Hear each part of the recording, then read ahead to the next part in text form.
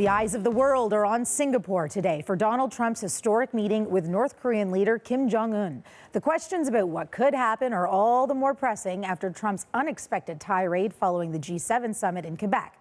More on that in a moment. But first, Trump says he is ready for his face-to-face meeting with Kim. Trump met today with Singapore's Prime Minister and will be sitting down with Kim in just a few hours. The White House confirms the two will be alone, except for the translators, for their first session. CBC News Asia correspondent Sasha Petrusik is in Singapore. He says the U.S. is promising new ideas on how to guarantee North Korea's security. U.S. and North Korean officials have been meeting all day trying to narrow the gap on some of the issues that Donald Trump and Kim Jong-un will be discussing tomorrow. They're actually trying to come up with some sort of an agreement that the two men can come out with after they shake hands and meet. They're still significantly apart on a number of key issues, including the question of denuclearization. Now, that's a term that's been thrown around. As far as the Americans are concerned, that means complete and verifiable end to North Korea's nuclear missile program. In other words, packing up the missiles and carting them out of there, ending the program once and for all. North Korea has said that it's willing to discuss this issue, but it's been a lot less clear about what exactly that means to them and whether they'll go along with the American proposal. For a very long time, Kim Jong-un has justified his program of nuclear missiles by saying that he needs these in order to guarantee that the Americans will not attack North Korea.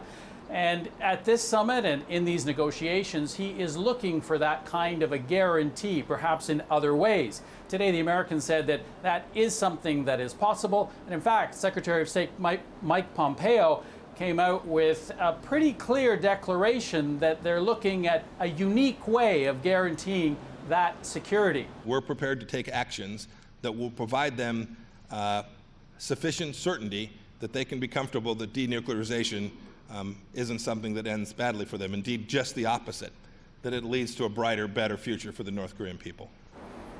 The other big issue on the table is the question of sanctions. When will the economic sanctions end? Will it be a phased end that North Korea would like to see, something that starts almost immediately?